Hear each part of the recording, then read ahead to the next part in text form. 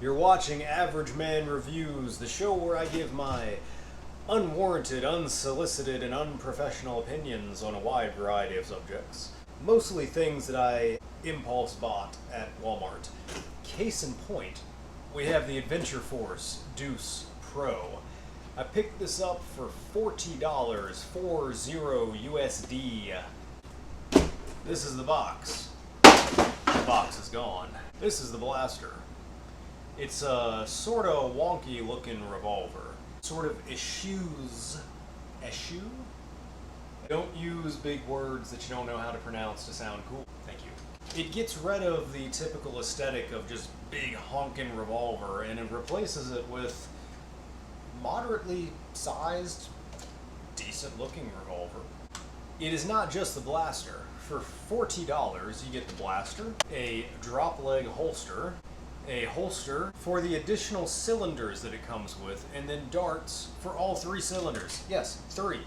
You have 1 cylinder in the blaster and 2 backup cylinders. How many times have we bought any kind of dart product that came with additional magazines? Obviously the cylinder is not a magazine, it is a cylinder, but this is kind of a pointless argument of semantics. It holds the ammunition and it is what you use to induce replacement ammunition into the blaster. So for sake of argument, I'm calling it a magazine, right? We can agree with that? Cool.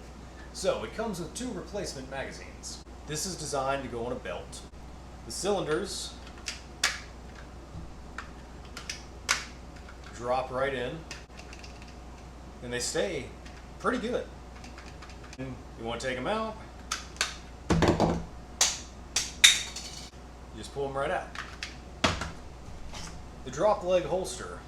This, I have 100% confidence if I'm wearing this on my leg and I just for some reason flopped on the ground to like avoid being shot at or whatever, and this got flattened against the ground.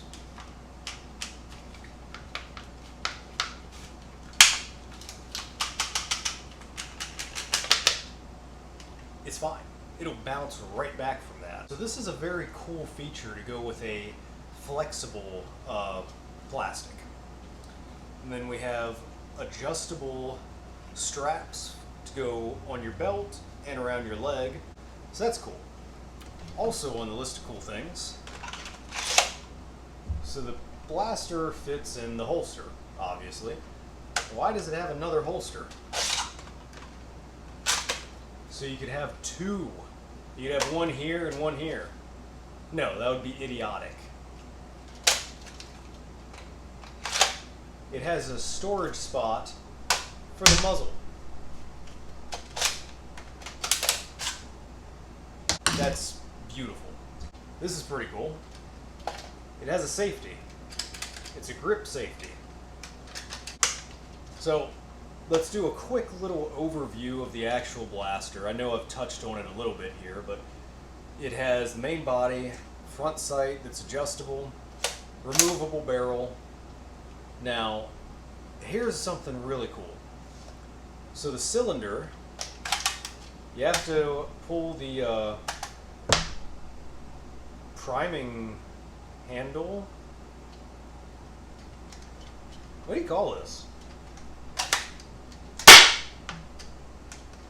So blaster has to be primed to the rear in order to remove the cylinder. To remove the cylinder, that's it. That's it. Beautiful, simple. Like me, beautiful, simple. No thoughts, nothing going on behind the eyes, uncomplicated. That's how things should be. I mean, it even spins good. Come on.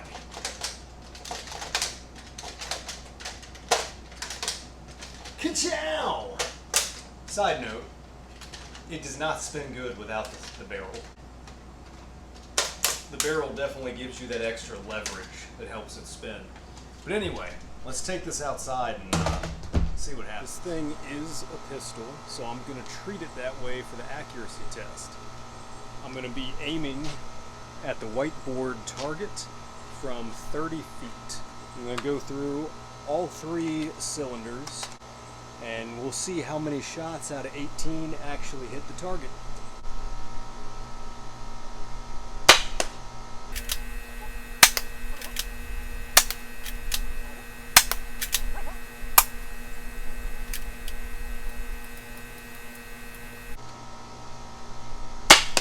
So all of the shots of the first cylinder hit the target. I did have some issues with it skipping chambers in the cylinder. We're going to see if that continues or not. That might be on me, so I'm going to try dramatically doing the action on it and see if maybe my second hand is interfering with the cylinder and I didn't realize it.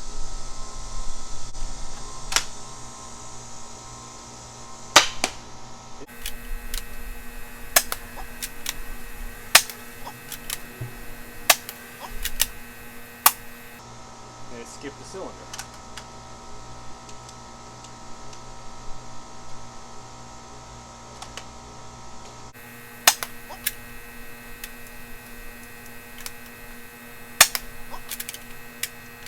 But so far it's a guarantee that at 30 feet I can hit a target that's that size, which, for reference,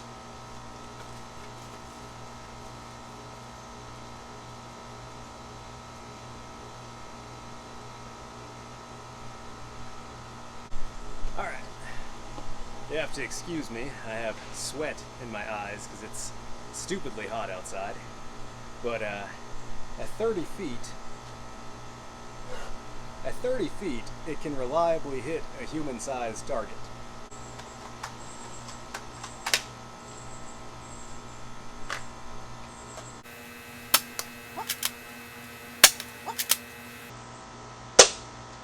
Skip the cylinder.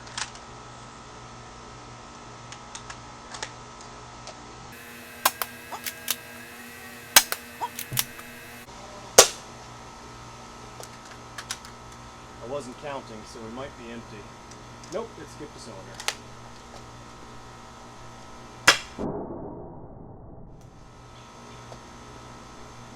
That dart came out and fishtailed and still hit the target.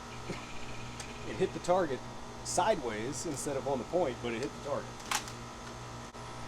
Out of 18 shots, we had 16 that were perfect on target. We had one that fell short of the target because it just didn't get enough air or something. And then we had one that still hit the target but came out like sideways and had a backspin to it. So my next question is, how does it operate without the barrel? Gather up the darts, try not to die of heat stroke, and try it again without the barrel. I don't know if they actually intend for you to fire it this way. I mean, I imagine they do, but I don't know. So, we'll see.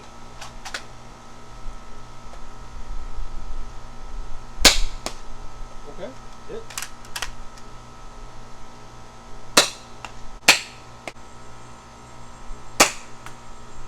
Veer to the right. Got low.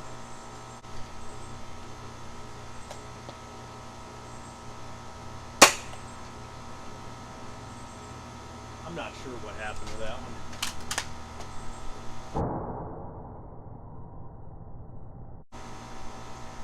That one came out and fishtailed the whole way and then dropped before the target.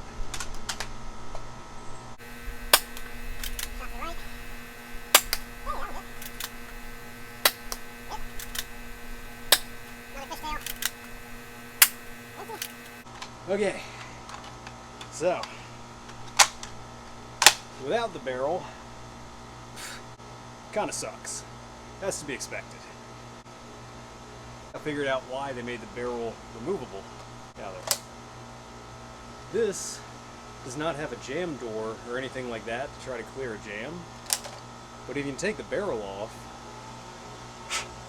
you could literally just knock the dart out of the barrel, and it jammed and you didn't have time to fix it. You'd pop that off and leave it in the holster, and engagements at 5, 10, 15 feet, you could still hit somebody with this. So, whew, it's hot. So, we're going to alter the test just a tad, if that's alright with you. I'm going to close in to 20 feet to try to hit the cans.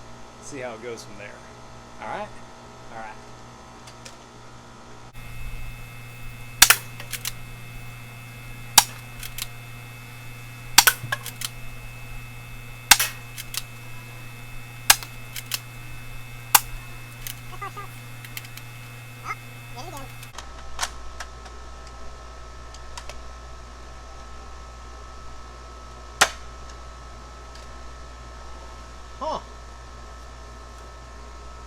First time we've had it jam.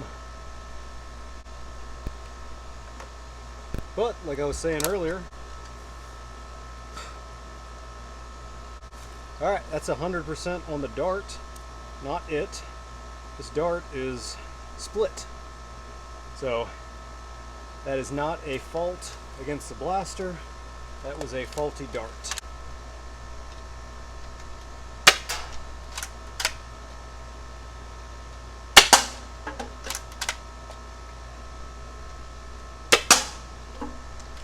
Ka-chow! So final thing to test is the range factor.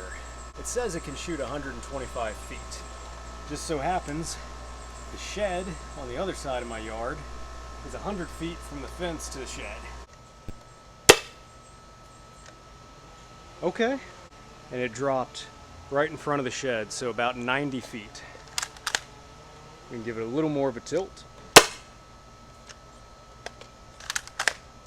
I think that one was about the same. Direct hit. Okay, that hit the roof of the shed.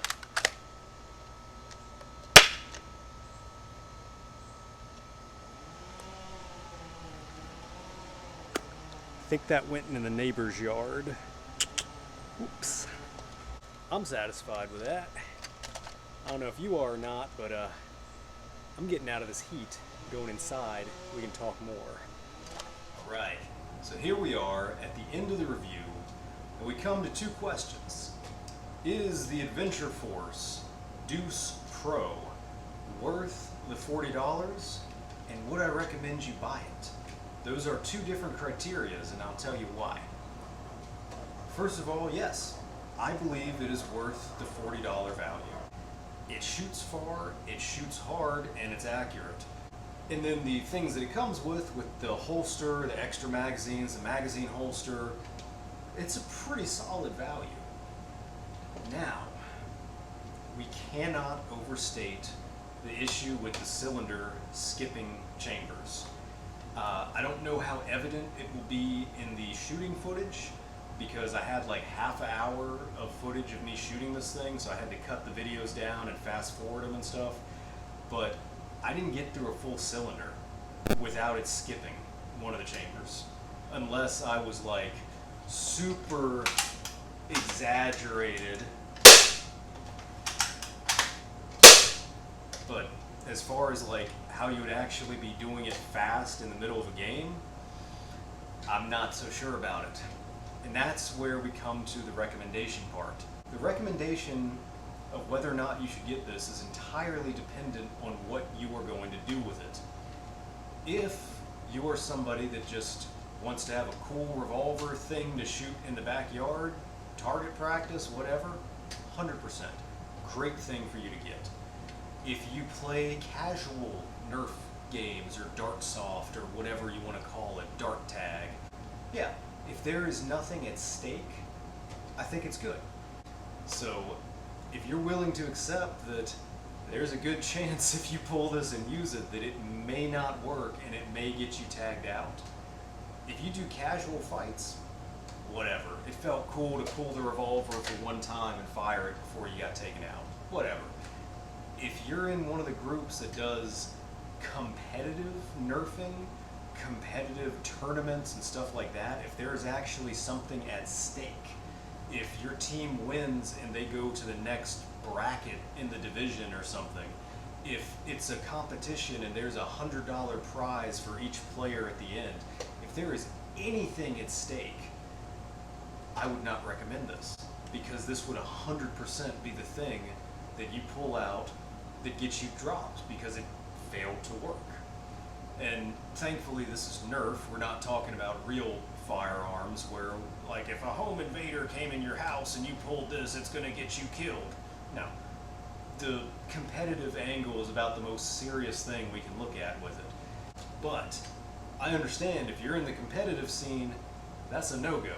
If you're in the competitive scene, spend the extra money and get the Mark II pistol. But otherwise, at the end of the day, I have no regrets about buying it. I think it's a super cool little pistol. I've had fun with it. I've enjoyed it. it's just a little frustrating to have that issue. Like, again, it's a revolver. So when the primary issue that we're running into is with the revolving part of the revolver, that's a little disheartening. So take that as you will, and yeah, hopefully I'll see you again in the next video. Until next time, I'll catch you later.